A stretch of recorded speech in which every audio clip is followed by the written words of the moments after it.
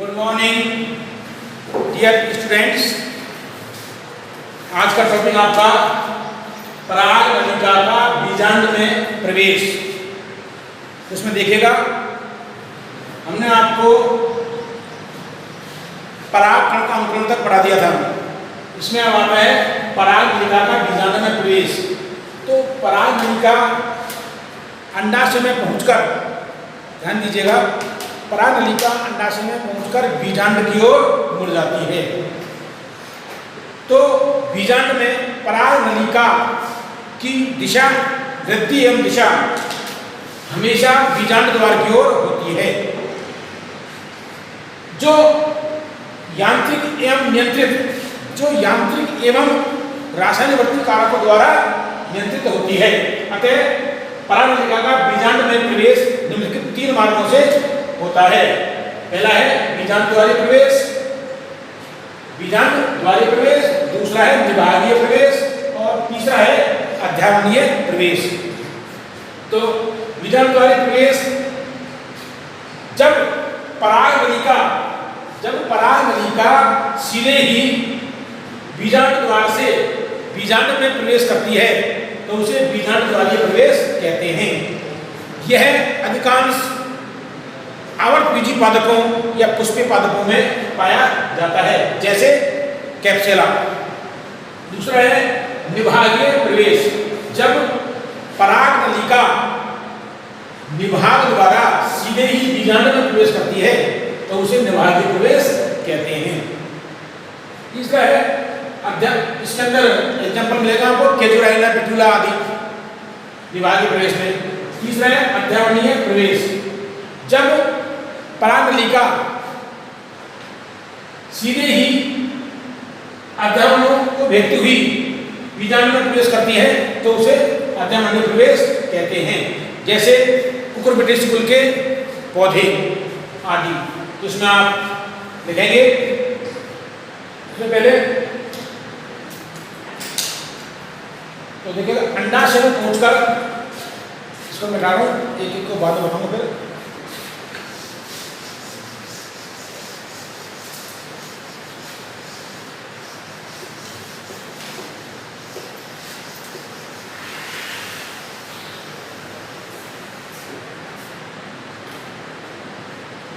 फिर टॉपिक था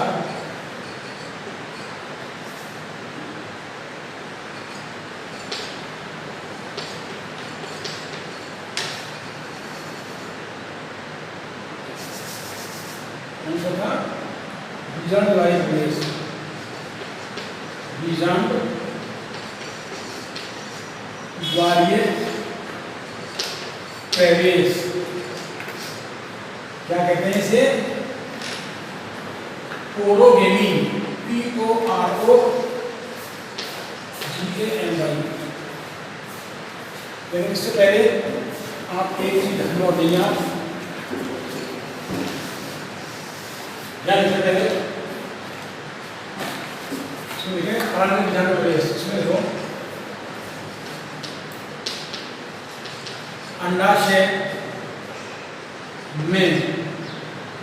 अंडाशय में पहुंचकर पराग नलिका अंडाशय में पहुंचकर पराग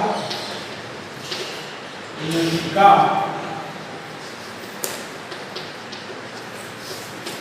बीजांड की ओर मुड़ जाती है। किसमें मुड़ जाएगी? बीजांड की ओर।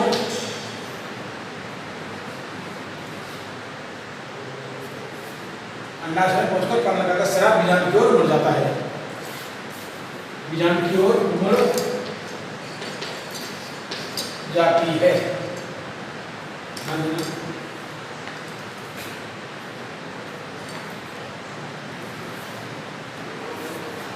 अंडाशय में पहुंचकर पराग नलिका बीजांड की ओर मुड़ जाती है। आगे तो पराग नलिका की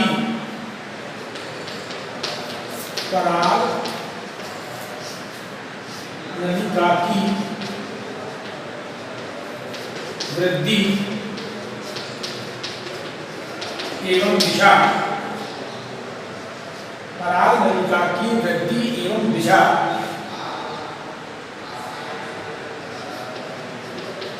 बीजांड में सदैव बीजांड द्वार की ओर होती है। बीजांड में सदैव बीजांड द्वार की ओर होती है। ध्यान देना, अंडाशय में पहुंचकर पराग नलिका बीजांड की ओर मुड़ जाती है, या पराग नलिका का सिरा बीजांड की ओर मुड़ जाता है। पराग नलिका की गति एवं दिशा बीजांड में सदैव बीजांड द्वार की ओर होती है। इसे बोलते हैं बीजांड द्वार की ओर होती है, जो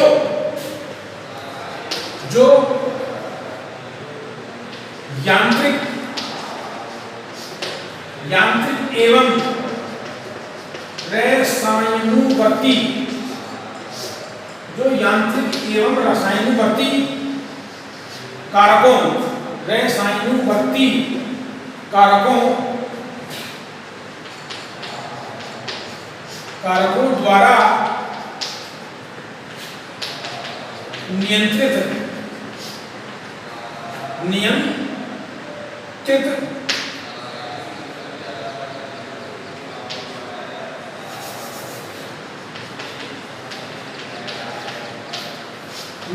होती है। ध्यान दीजिए इसमें, इसलिए पराग नलिका ग्रंथियों क्या बोलेंगे, रासायनिक गति। ध्यान में बात, तो जो यांत्रिक एवं रासायनिक कारकों द्वारा नियंत्रित होती है। अतः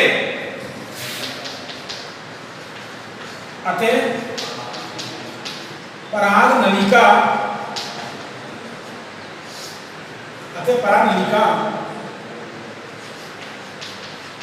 बीजांड में निम्नलिखित 3 मार्गों से होकर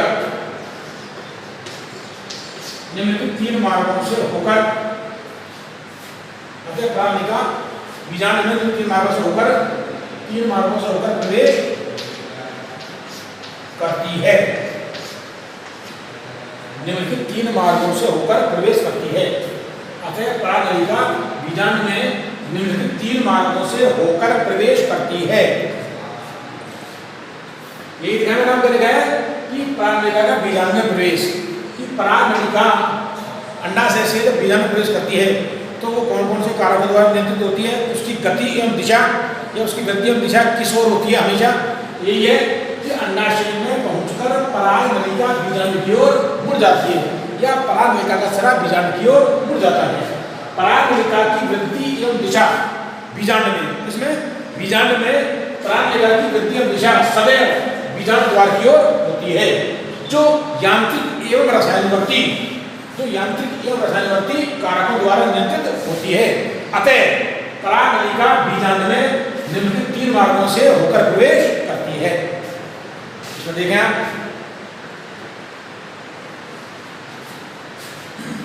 पहला है बीजांड द्वारीय प्रवेश।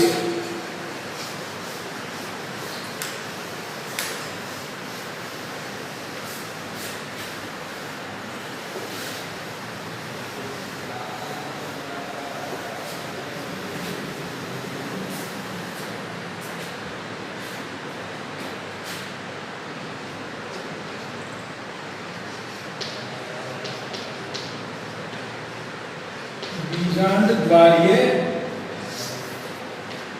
प्रवेश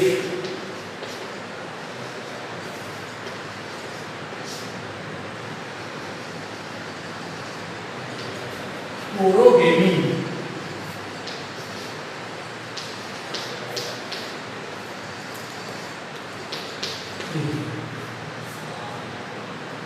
मैंने आपको बताया था, उसका डायग्राम देखेंगे।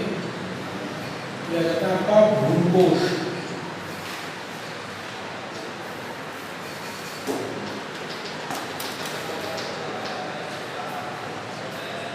भ्रूणकोश में विभाग से अध्ययन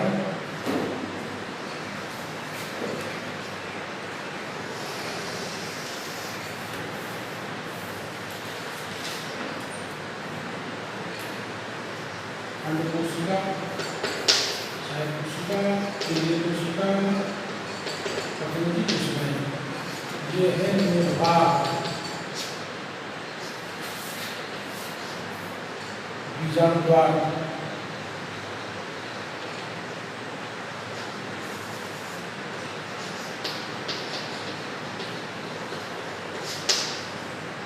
और ये अध्यावरण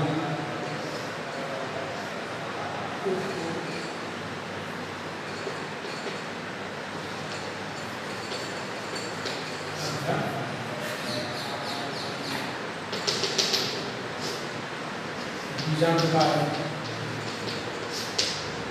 ये ग्लूकोज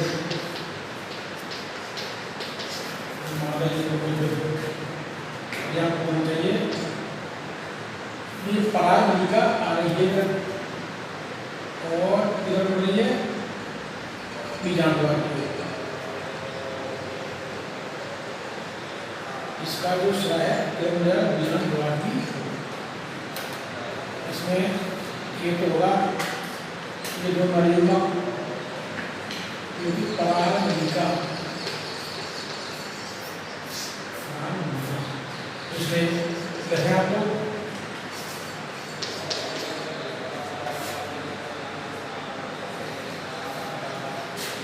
बीजाणु वाली प्रवेश।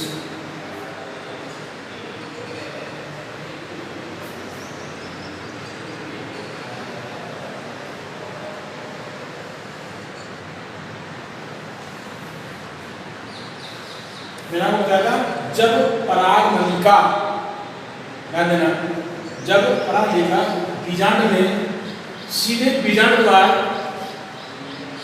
से प्रवेश करती है तो उसे क्या बोलेंगे, बीजाणु द्वार। ये प्रवेश में देखो, जब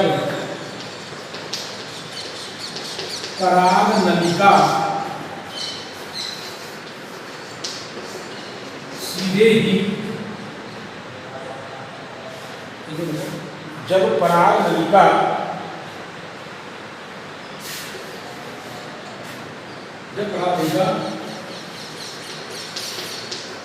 बीजाणु द्वार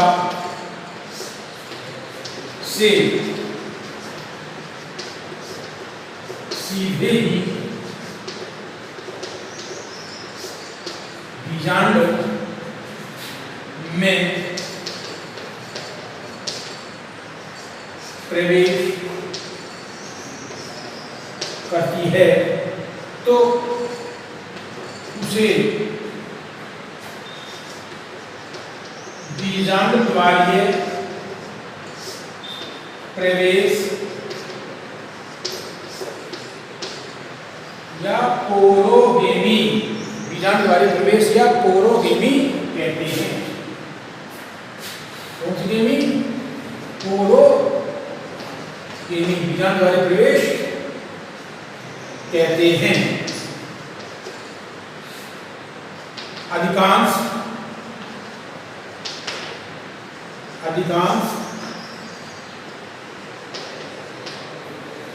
आवर्त बीजी पौधे जैसे कैप्सुला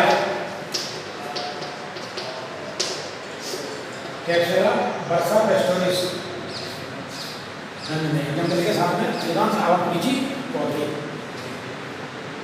उसमें देखिएगा परागनलिका है सीधे बीजाणु प्रवेश कर रही है और कहां से बीजाणु द्वार से। जब परागनलिका बीजाणु द्वार से सीधे बीजाणु प्रवेश करती है तो उसे बीजाणु द्वारीय प्रवेश कहते हैं। अधिकांश द्विबीजपत्री पौधे। दूसरा है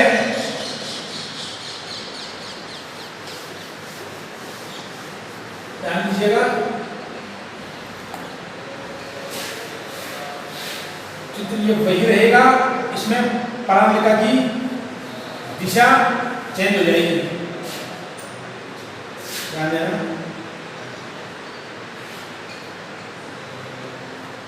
बीजाणु आपका सरस याद हो जाइए। दूसरा है इसके अंदर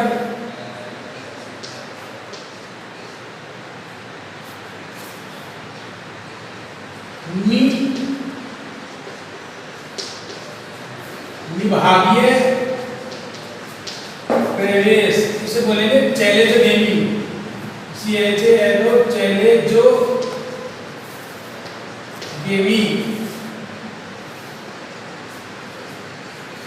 विभागीय प्रवेश। देखिएगा यहां जाएगा आपको क्या चल रहा है, मात्र जब प्राणिगत बीजांड द्वार से, समझ जाएगा आपको, ये चेंज करोगे, जब प्राणिका सीधे, जब प्राणिका निभाग से सीधे ही, विभाग से जब प्राणिका निभाग से सीधे बीजांड में प्रवेश करती है तो उसे विभागीय प्रवेश,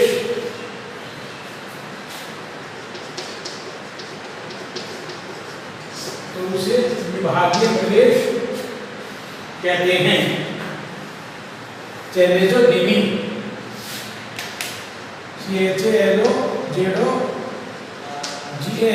जब प्राणिका विभाग से सीधे ही बीजांड में, निभाग से सीधे ही बीजांड में प्रवेश करती है तो उसे निभागीय प्रवेश कहते हैं।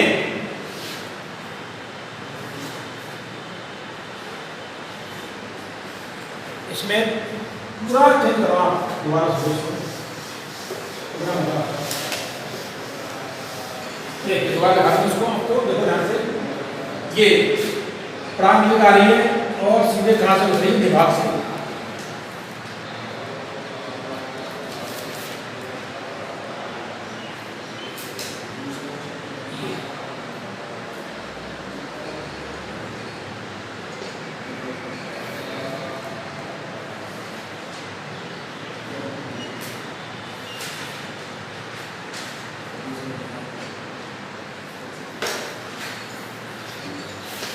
देखिए पराग नलिका, पराग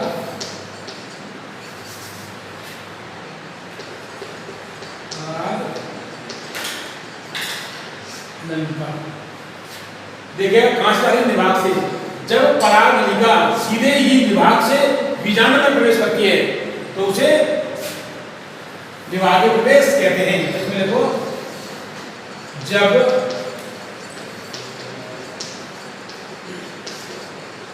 पराग नलिका सीधे ही निभाग से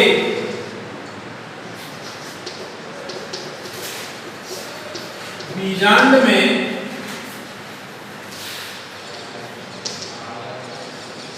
प्रवेश करती है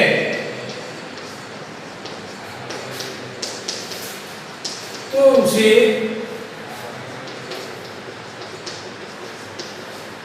निभागीय प्रवेश, तो उसे निभागीय प्रवेश चैलेंजोगेमी कहते हैं। चैलेंजोगेमी कहते हैं।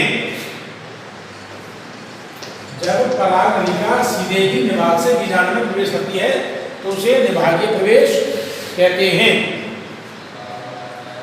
जैसे केजुराइना, बिचूला, बिचूला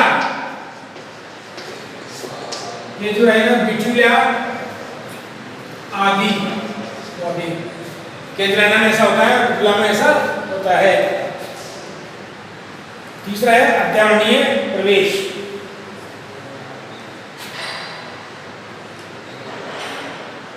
जब पराग नलिका अध्यावरणों को भेदते हुए बीजांड में प्रवेश करती है तो उसे क्या बोलते हैं, अध्यावरणीय प्रवेश। ऐसा होता है कोकोनट, खीरा, ककड़ी, तरबूज, कुकुरबिटेस कोलमेंट।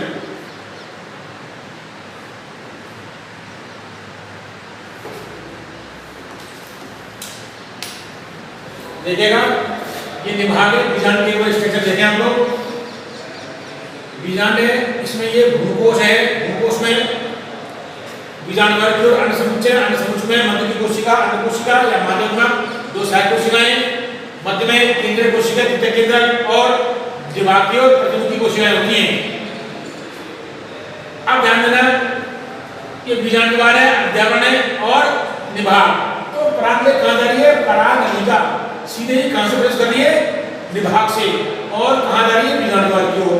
तो जब पराग नलिका सीधे ही निभाग से बीजांड में प्रवेश करती है तो उसे निभागीय प्रवेश कहते हैं। ऐसा कौन सा पादप में होता है? केजुलाइना, बिट्यूला आदि पादपों में होता है। तीसरा जो मार्ग है वो है अध्यावरणीय प्रवेश।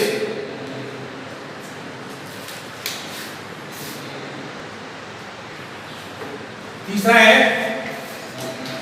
ध्यान देना, अध्यावरणीय प्रवेश। अध्यावरणीय प्रवेश इसे बोलते हैं मीजोगेमी। मीजोगेमी, अध्यावरणीय प्रवेश मीजोगेमी। इसको देखें ध्यान से, डायग्राम देखें। जब पराग नलिका अध्यावरणों को भेदती हुई बीजांड से बीजांड द्वार की ओर प्रवेश करती है, बीजांड प्रवेश करती है, तो उसे अध्यावरणीय प्रवेश कहते हैं। एक बार डायग्राम फॉलो करेंगे। ये ग्लूकोज में बीजांड द्वार से लेकर अन्नसमुच्च और ये प्रतिमुखी कोशिकाएं, बीच में केंद्रीय कोशिका। ये बीजांडकाय और ये अध्यावरण और ये बीजांड। ये तो गौर फरमाइएगा,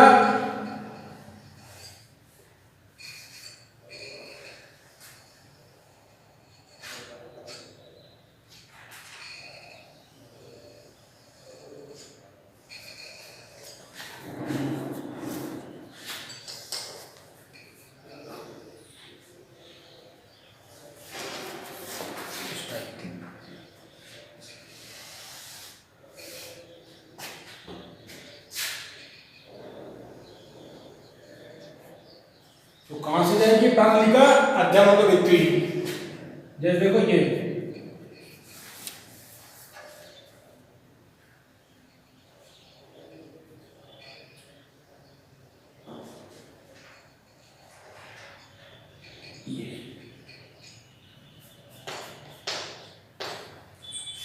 होती है पराग नलिका। जानते हैं आप निभाग, ये बीजांड द्वार,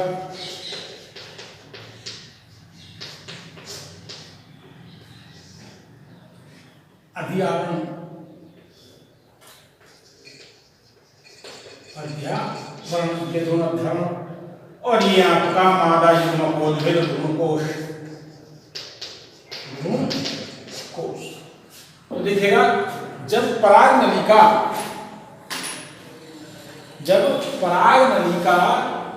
अध्यावरणों को भेदती हुई बीजांड में प्रवेश करती है तो उसे अध्यावरणीय प्रवेश कहते हैं।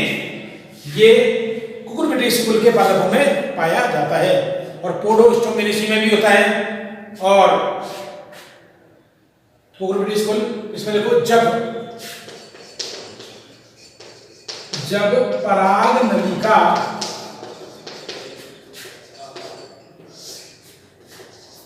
अध्यावरणों को भेदती हुई बीजांड में प्रवेश करती है, भेदती हुई बीजांड में प्रवेश करती है, तो उसे अध्यावरणीय प्रवेश मीजोगेमी, मीजो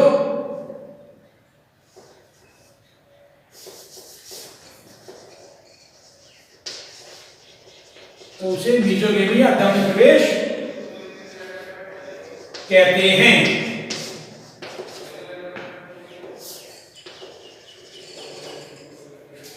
जब पराग नलिका अध्यावरणों को भेदती हुई बीजांड में प्रवेश करती है तो उसे अध्यावरणीय प्रवेश कहते हैं। एग्जाम्पल देखिए, जैसे उदाहरण के लिए फॉर एग्जाम्पल कुकुर बिटेसी कुल, कुकुर बिटेसी कुल के पौधे में ऐसा होता है, कुकुर बिटेसी कुल के पौधों में ऐसा होता है। तो अध्ययन को भेदती हुई कहां जा रही है? बीजांड में प्रवेश करती है। तो हमने क्या पढ़ा कि पराग नलिका का बीजांड में प्रवेश 3 मार्गों से होता है। कौन कौन से? बीजांडद्वारी प्रवेश, निभागीय प्रवेश और अध्यावरणीय प्रवेश। अब अगला टॉपिक आता है आपका पराग नलिका का भ्रूणकोश में प्रवेश। बीजांड द्वार तक आ गई, बीजांड प्रवेश हो गया। अब इसका कहा जाएगा? भ्रूणकोश में प्रवेश, मादा युग्मकोद्भिद में प्रवेश। तो अगला टॉपिक डालना आपका पराग नलिका का भ्रूणकोश, मादा युग्मकोद्भिद में प्रवेश। अब बीजांड से कहा जाएगी, बीजांड का अंतिम भाग क्या होता है? बहुत इंपॉर्टेंट है, भ्रूणकोश, मादा युग्मकोद्भिद। अंडाशय, अंडाशय में बीजांड, बीजांड में भ्रूणकोश, और भ्रूणकोश में क्या बनता है? मादा युग्मक या अंडकोशिका जो बीजांड द्वारा शरीर की ओर होती है। इसमें देखें आप लोग, अगला टॉपिक आपका पराग नलिका का बीजांड में प्रवेश को भ्रूणकोश देखिएगा। पराग नलिका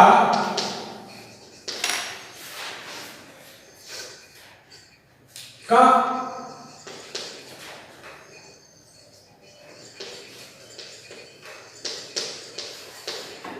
भ्रूणकोश, मादा युग्मकोद्भिद,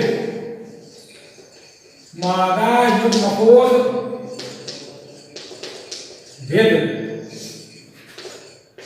में प्रवेश।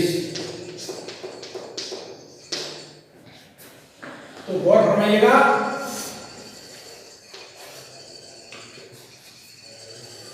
बीजांड में प्रवेश के बाद में पराग नलिका कहाँ जाएगी? भ्रूणकोश या मादा युग्मकोद्भिद में, जो बीजांड के लिए प्रमुख संरचना होती है। तो देखिएगा, पराग नलिका बीजांड द्वार से भ्रूणकोश में निम्नलिखित 3 मार्गों में से किसी एक मार्ग के द्वारा प्रवेश करती है। तो देखिएगा ध्यान से, इसमें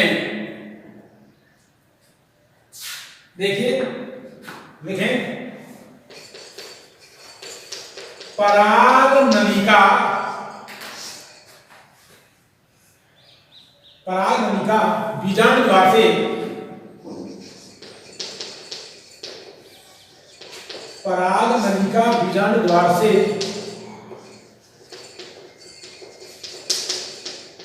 भ्रूणकोश में, पराग नलिका बीजांड द्वार से भ्रूणकोश में, मतलब मादा युग्मकोद्भिद, मादा युग्मकोद्भिद में निम्नलिखित निम्नलिखित 3 मार्गों से प्रवेश करती है। कौन से मार्गों से? 3 मार्गों से। पहला है, ध्यान देना, पहला है आपके अंड कोशिका व सहायक कोशिका से के मध्य से होकर, अंड कोशिका एवं सहायक कोशिका के मध्य से होकर अंड कोशिका एवं सहायक कोशिका के मध्य से होकर। दूसरा है सहायक कोशिका या भ्रूणकोश की भित्ति से होकर। सहायक कोशिका में भ्रूणकोश मादा या मकोद्भिद भ्रूणकोश की भित्ति के मध्य से, सहायक कोशिका में भ्रूणकोश की भित्ति के मध्य से। और तीसरा है सहायक कोशिका को भेदते हुए, ये इंपॉर्टेंट आता है, सहायक कोशिका को भेदते हुए, सहायक कोशिका को भेदते हुए।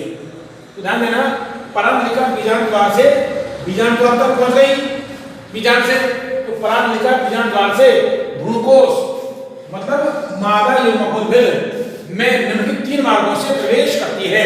पहला है अंडकोशिका एवं सहायक कोशिका के मध्य से होकर। दूसरा है सहायक कोशिका व भ्रूणकोश की भित्ति के मध्य से होकर। और तीसरा है सहायक कोशिका को भेदते हुए। ध्यान देना, बीजांड द्वार की ओर अंड उपकरण पाया जाता है, अंड समुच्चय पाया जाता है। उसमें मध्य की कोशिका नाशपाती के आकार की होती है और उसके पास में अंड कोशिका या मादा युग्मक के पास में 2 कोशिकाएं होती हैं जिन्हें सहायक कोशिकाएं कहते हैं। तो परागलिका का शीर्ष भाग होता है बीजांड द्वार और यहीं से प्रवेश करती है। तो देखिएगा डायग्राम के द्वारा,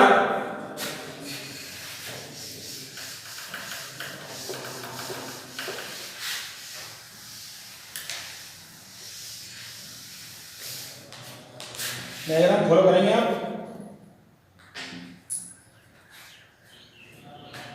केवल मैं आपको डायग्राम किसका बनाऊंगा, ओनली मादा युग्मकोद्भिद या भ्रूणकोश का।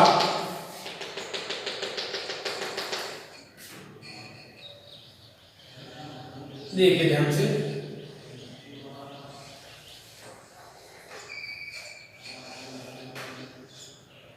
इसमें जो मध्य की कोशिका होती है वो उल्टी नाशपाती के आकार की होती है, इस टाइप, और इसमें 2 सहायक कोशिकाएं होती हैं।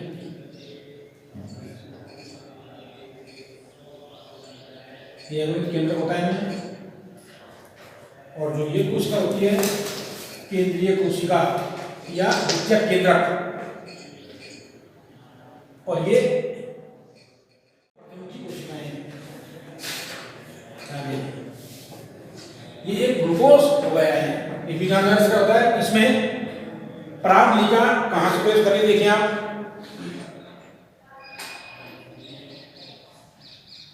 पहला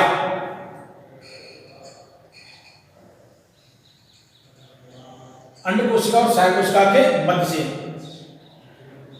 ये यहां से इन दोनों कोशिकाओं के मध्य से करेंगे। इसको हम ये भी ऐसे कर सकते हैं दिखाने के लिए।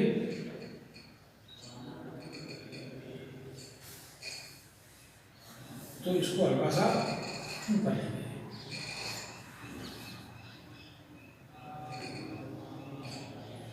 इनके अंड कोशिका और सहायक कोशिका के मध्य से बीच से होकर ये हो जाते हैं।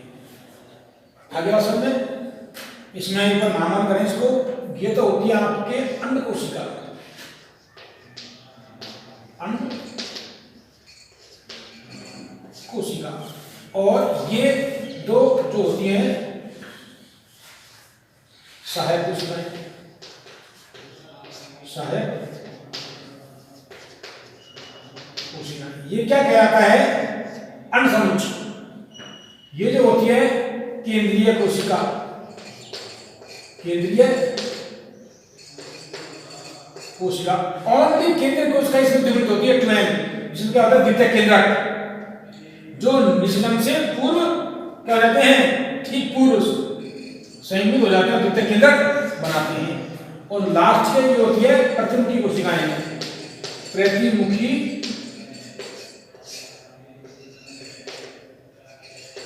कोशिकाएं, कौन सी कोशिकाएं? प्रतिमुखी कोशिकाएं, एंटीपोडल सेल्स।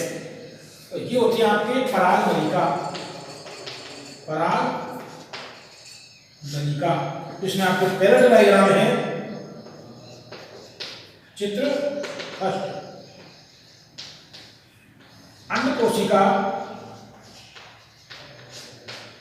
व सहायक कोशिका के मध्य से पराग नलिका, पराग नलिका का भ्रूणकोश में प्रवेश। ये तो बात है कि अंडकोशिका सहायक कोशिका के मध्य से भ्रूणकोश में प्रवेश। दूसरा देखिए आप लोग, चित्र पहला हो गया एक, दूसरा देखेंगे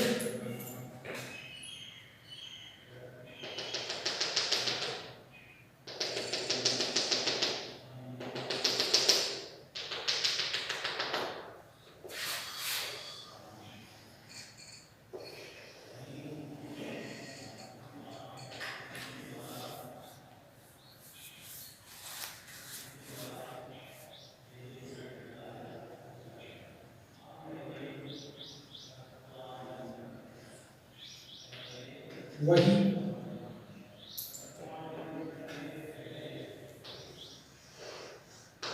केंद्रीय कोशिका और ये बहुमुखी कोशिका है। इसमें कहा जाएगी, ये पराग नलिका है भ्रूणकोश की भित्ति और सहायक कोशिका के मध्य से। कुछ बात समझ में आई? सहायक कोशिका और भ्रूणकोश की भित्ति के मध्य से, ये भ्रूणकोश की भित्ति है ये वाली, और ये सहायक कोशिका के मध्य से जाएगी। तो इसमें चित्र दो, सहायक कोशिका व भ्रूणकोश की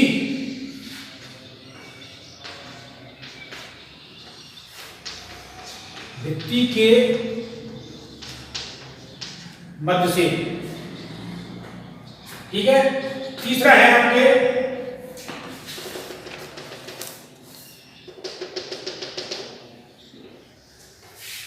ज्यादातर यही देखा गया है, तीसरे प्रकार के पॉइंट है आपके,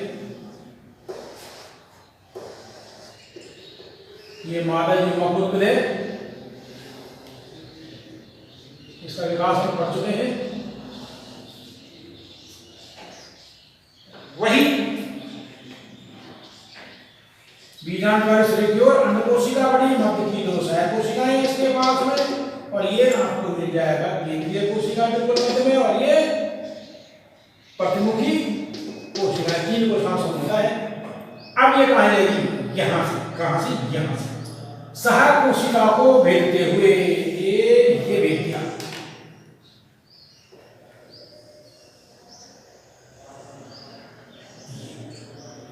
ये है सहायक कोशिका को भेजते हुए। इसमें आपको डायग्राम आ जाएगा तीसरा,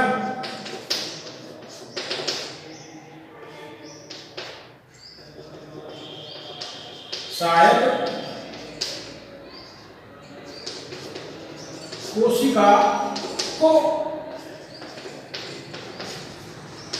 देखते हुए, ये है सहायक कोशिका को देखते हुए।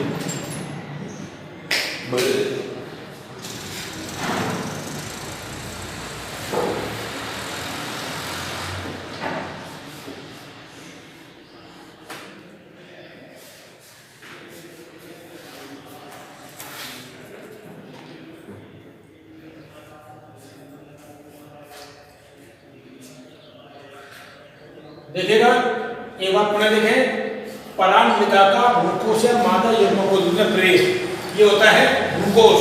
भ्रूणकोश की स्ट्रक्चर देखें हम लोग, बीजाणु द्वारी भ्रूणकोश में नीचे की ओर मतलब बीजाणु द्वारी सिरे की ओर एक प्रतिमुखी बीजांड में बीजाणु द्वार नीचे की ओर होता है और निभाग ऊपर की ओर होता है। तो बीजाणु द्वारीय सिरे पर 3 अवृत कोशिकाओं का समूह पाया जाता है जिसे अंडसमुच्च कहते हैं। इस अंडसमुच्च की मध्य की कोशिका उल्टी नासपति के आकार की होती है, बड़ी होती है, जिसे अंड कोशिका या मादा युग्मक कहते हैं। इसके पास में 2 सहायक कोशिकाएं होती हैं, ये तीनों क्या कहलाती है, अंडकोश। फिर भ्रूणकोश के या मादा युग्मक के मध्य में एक केंद्रीय कोशिका होती है जिसमें द्विवृत्त या द्वितीयक केंद्रक होता है और उसके ऊपर ध्यान देना किधर निभाग की ओर 3 अवृत कोशिकाओं का समूह पाया जाता है जिन्हें प्रतिमुखी कोशिकाएं कहते हैं। तो परागनलिका भ्रूणकोश में या मादा युग्मकोश में बीजाणु द्वारी सिरे से भ्रूणकोश में प्रवेश करती है। तो भ्रूणकोश में या मादा युग्मकोश में इसका प्रवेश दिखाया गया है। इसमें पहला है तो 3 मार्गों से होकर परागनलिका भ्रूणकोश में प्रवेश करती है। पहला है अंडकोशिका व सहायक कोशिका के मध्य से, ध्यान देना इसमें अंडकोशिका एवं सहायक कोशिका के मध्य से होकर भ्रूणकोश में प्रवेश। और दूसरा है सहायक कोशिका एवं भ्रूणकोश की भित्ति, ये सहायक कोशिका है, ये भ्रूणकोश की भित्ति है, इनके मध्य से होकर।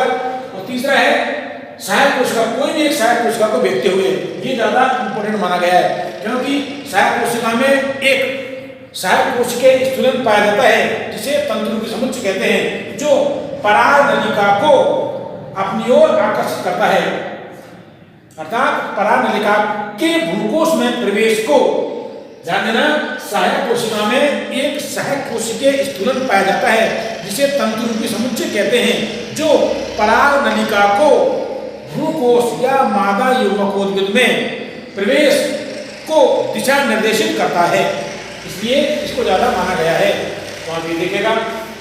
इसके बाद में क्या होता है, परागनलिका भ्रूणकोश में प्रवेश कर जाती है। परागनलिका भ्रूणकोश में प्रवेश करने के बाद अग्र सिरे से फट जाती है जिससे दोनों नर युग्मक भ्रूणकोश या परागकोश में भ्रूणकोश या मादा युग्मकोश में क्या जाते हैं, मुक्त हो जाते हैं। दोनों नर युग्मक मादा युग्मकोश या भ्रूणकोश में मुक्त हो जाते हैं। इनमें से एक अंडकोशिका के पास जाएगा और दूसरा द्वितीयक या केंद्रीय कोशिका के पास जाएगा और इस प्रकार आवर्त बीजी पादपों में दोहरा निषेचन होता है। इसके बारे में हम पढ़ेंगे आगे, ये देखिएगा।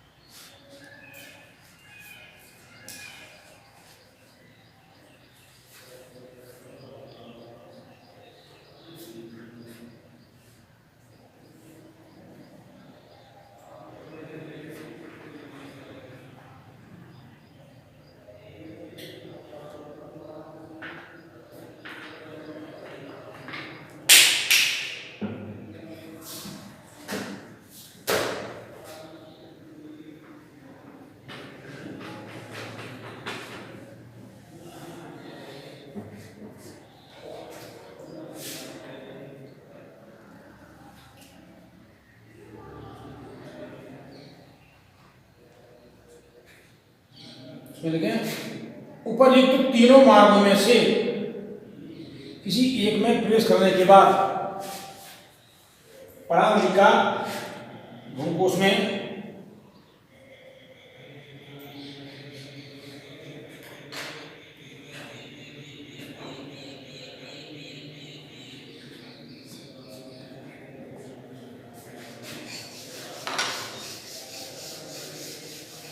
अब देखिएगा, हमने आपको परागनलिका का भ्रूणकोश में प्रवेश 3 मार्गों से होकर बताया।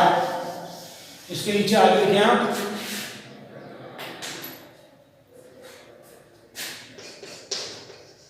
अतः परागनलिका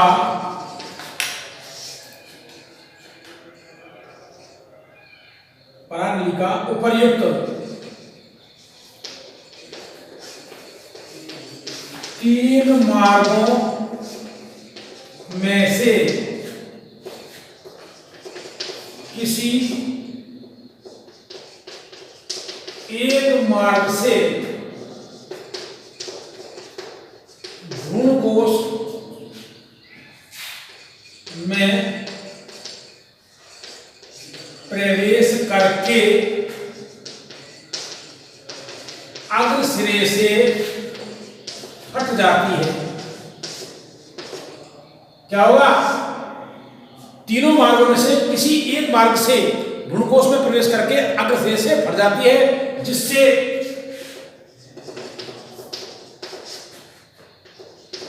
दोनों नर युग्मक, क्या लेके आते प्राणिका? नर युग्मक, जिससे दोनों नर युग्मक भ्रूणकोश मतलब मादा युग्मकोद्भिद, भ्रूणकोश प्रकट में मादा युग्मकोद्भिद में मुक्त मतलब स्वतंत्र हो जाते हैं, मुक्त हो जाते हैं। दोनों नर युग्मक क्या करते हैं? मुक्त हो जाते हैं। आगे देखो, ये दोनों नर युग्मक, ये दोनों नर युग्मक, बहुत अच्छा प्रश्न बनता है यहां पर, बताऊंगा कि ये दोनों नर युग्मक अमीबीय गति करते हुए, ये दोनों नर युग्मक अमीबीय गति करते हुए अंडकोशिका और द्वितीयक केंद्रक, अंडकोशिका मतलब मादा युग्मक, अंडकोशिका प्रकट में मादा युग्मक और केंद्रीय कोशिका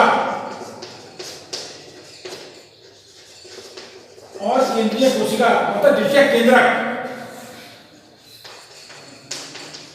द्वितीयक केंद्रक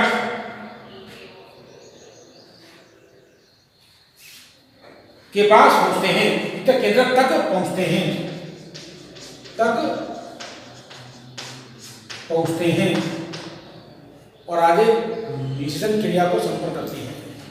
तो अब आगा द्विनिषेचन। तो देखो ध्यान से, पराग नलिका उपयुक्त तीन मार्गों में से किसी एक मार्ग से भ्रूणकोश में प्रवेश करके अग्र सिरे से फट जाती है, जिससे दोनों नर युग्मक भ्रूणकोश या मादा युग्मकोद्भिद में मुक्त हो जाते हैं। ये दोनों नर युग्मक अमीबीय गति करते हुए, ध्यान देना भ्रूणकोश में नर युग्मकों की गति होती है अमीबीय गति, ध्यान देना। नर युग्मक अचल होते हैं, नर युग्मक पुष्पीय पादपों के नर युग्मक अचल होते हैं, जो पराग नलिका के माध्यम से कहां पहुंचते हैं? मादा युग्मकोद्भिद में, मतलब मादा युग्मक तक या अंडकोशिका तक पहुंचते हैं। और अब आता है मादा युग्मकोद्भिद या भ्रूणकोश में इनकी गति कैसी होती है? अमीबीय गति होती है और निषेचन को संपन्न करते हैं। तो ध्यान देना, दो नर युग्मक होते हैं, एक अंडकोशिका के पास जाता है, दूसरा केंद्रीय कोशिका द्वितीयक केंद्र के पास जाता है। तो ये एक अद्वितीय गुण है पुष्पीय पादपों का या आवृतबीजी पादपों का, 2 बार निषेचन होता है, ध्यान देना। इसलिए क्या बोलते हैं? इसको दोहरा निषेचन कहते हैं या द्विनिषेचन कहते हैं। तो अगला टॉपिक हमारा क्या होगा? द्विनिषेचन से क्या अभिप्राय है, इसका आवृतबीजी पादपों में क्या महत्व है। अगला टॉपिक है आपका द्विनिषेचन। तो हम डाल लेंगे द्विनिषेचन एवं त्रिक संलयन।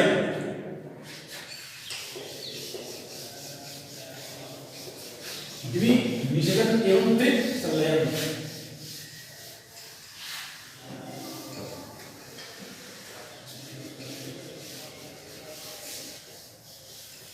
आपको डायग्राम, इसमें चार्ट भी डायग्राम के साथ पहले इसको समझ लें आप, डायग्राम और चार्ट के द्वारा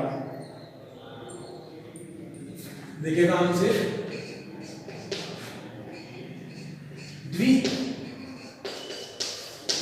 द्विनिषेचन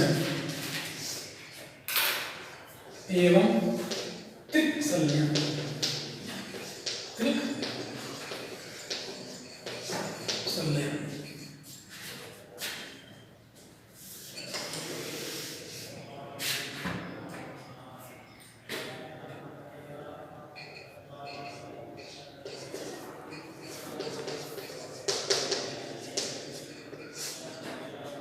एवं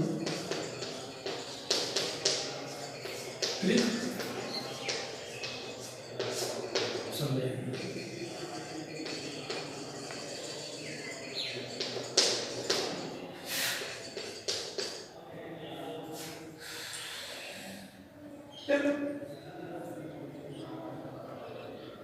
क्या होता है?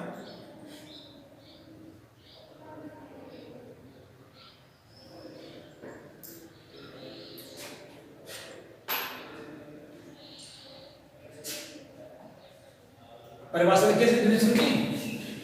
तो पहले आप द्विविषम,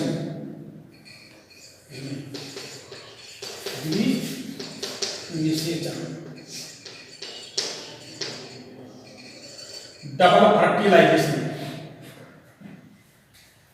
ध्यान देना, एस.जी. नवास्चीन 1898 में इन्होंने फ्रिटिलेरिया और लिलियम पादपों में क्या देखा कि आवर्त बीजी पादपों, इन पादपों में जो नर युग्मक होते हैं, दो होते हैं, एक अंडकोशिका से करता है और दूसरा द्वितीयक केंद्रक से। तो इन्होंने बताया कि आवर्त बीजी पादपों में 2 बार निषेचन की क्रिया होती है। एक नर युग्मक अंडकोशिका से संयोग करता है जिससे भ्रूण का निर्माण होता है। मतलब पहले क्या बनेगा? युग्मनज, एक अंडकोशिका प्लस एक नर युग्मक, क्या बना? युग्मनज, द्विगुणित। और इस युग्मनज में विदलन या समसूत्री विभाजन कहेंगे। विदलन किसमें कहेंगे? जंतुओं में। तो समसूत्री विभाजन, पादपों में समसूत्री विभाजन द्वारा क्या होता है? भ्रूण का निर्माण होता है, ध्यान देना। और दूसरा नर युग्मक होता है वो केंद्रीय कोशिका में द्वितीयक केंद्रक से संयोग करता है। तो 2 केंद्रक पहले से ही है और एक केंद्रक और क्या हो गया? त्रिक संलयन। इसे क्या बोलते हैं? त्रिक संलयन। इस प्रकार 2 बार निषेचन क्रिया होती है। इस त्रिक संलयन के द्वारा प्राथमिक त्रिगुणित प्राथमिक भ्रूणकोश केंद्रक का निर्माण होता है, जिसमें समसूत्री विभाजनों के द्वारा क्या बनता है? त्रिगुणित भ्रूणपोष, जो भ्रूण को पोषण प्रदान करता है। भ्रूणपोष, पोषण देने वाला किसको? भ्रूण को पोषण प्रदान करता है, क्या बनता है? भ्रूणकोश।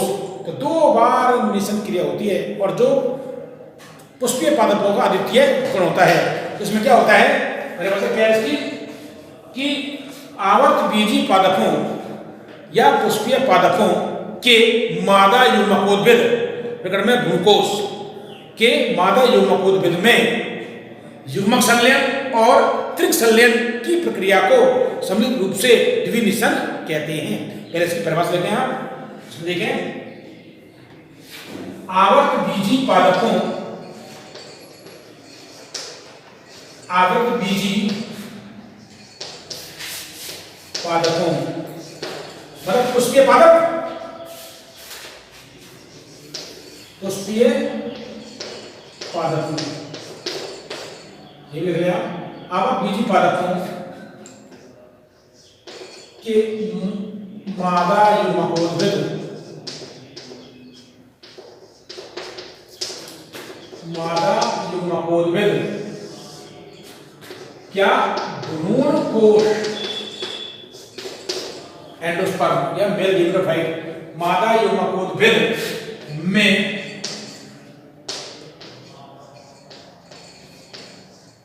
युग्मक संलयन और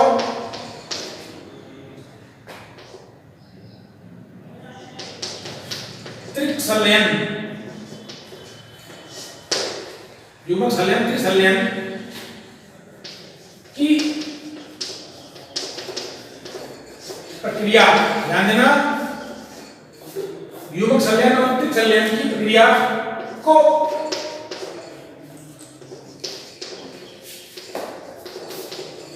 सम्मिलित रूप से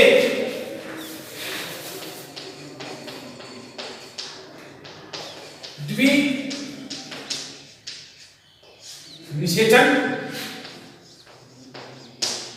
या दोहरा निषेचन कहते हैं। द्विनिषेचन कहते हैं। ये परिभाषा है। दूसरा पॉइंट है आपको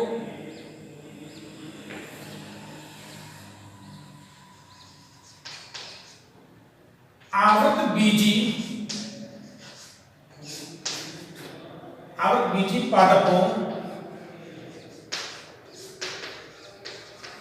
पादपों में द्विनिषेचन की खोज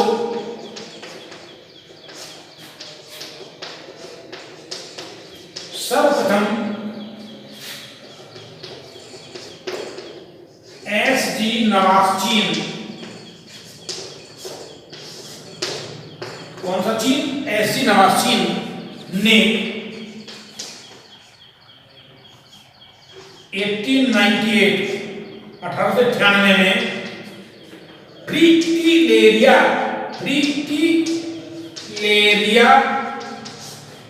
और लिलियम पादपों में की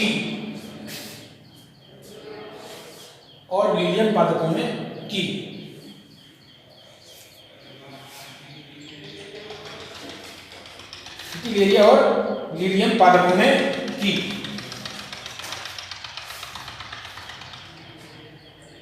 अगला पॉइंट लिखो, द्विनिषेचन आवर्त बीजी पादपों का सार्वभौमिक एवं अद्वितीय गुण होता है। क्या होता है? मतलब द्विनिषेचन की क्रिया केवल आवर्त बीजी पादपों में ही पाई जाती है। तो लिखो, द्विनिषेचन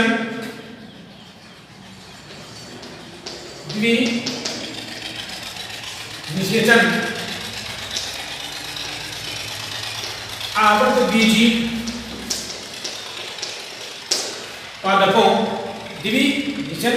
पादपों का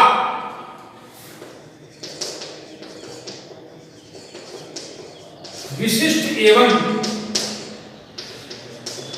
सार्वभौमिक गुण होता है। कौन सा होता है? विशिष्ट एवं सार्वभौमिक गुण होता है। अगला पॉइंट लिखो, द्विनिषेचन केवल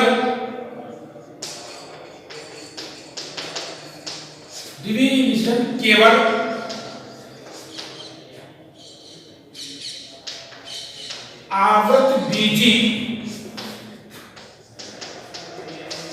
पादपों में ही पाया जाता है। द्विनिषेचन केवल आवर्त बीजी पादपों में ही पाया जाता है, किंतु कुछ आवर्त बीजी पादपों में यह नहीं पाया जाता। किंतु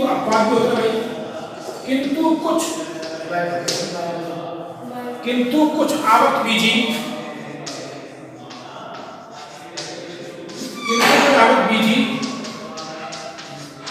पादपों में नहीं, किंतु कुछ आवर्त बीजी पादपों में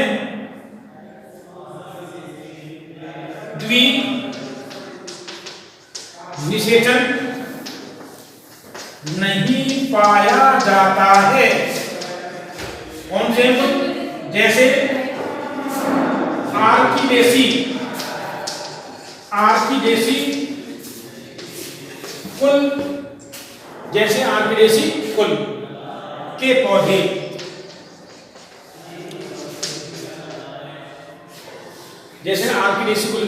पौधे, और भी है ट्रेपेसी कुल के पौधे हैं, पोडोस्टोमेंस कुल के पौधे हैं।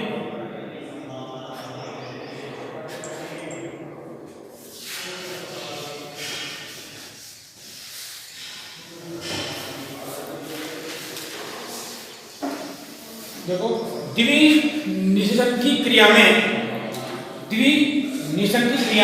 3 एगुणिक युग्मक भाग लेते हैं, एक अंडकोशिका और 2 युग्मक।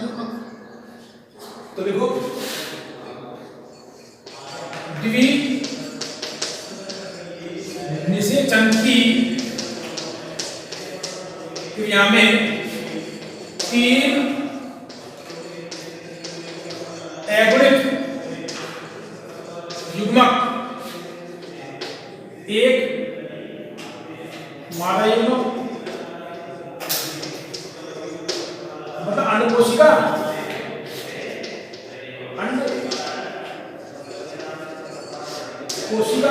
प्लस 2 नर युग्मक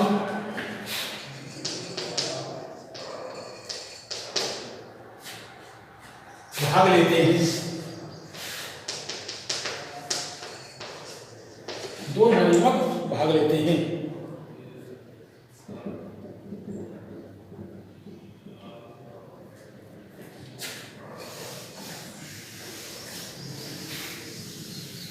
आगे देखो, द्विनिषेचन की क्रिया में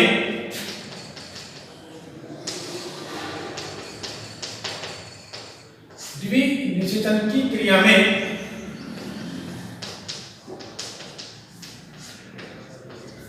5 अगुणित केंद्रक, 5 अगुणित केंद्रक कौन कौन से हैं ध्यान देना। 5 अगुणित केंद्रक, 2 नर युग्मक, एक अंडकोश का 2 ध्रुवीय केंद्रक। देखिएगा 2 नर युग्मक के केंद्रक, एक मादा युग्मक का केंद्रक, प्लस 2 ध्रुवीय केंद्रक।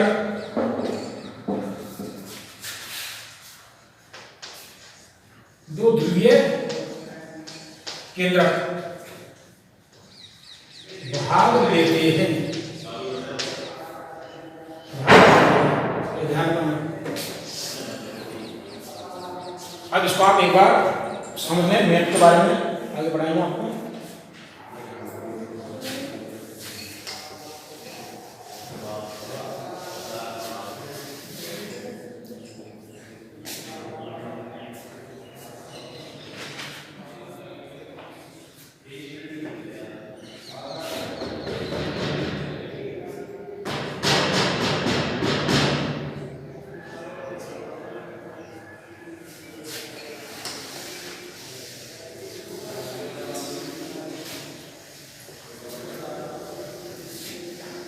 एक बार इसका डायग्राम देखिए, ठीक है, टॉपिक पूरा हो जाएगा। चलो कल पढ़ेंगे।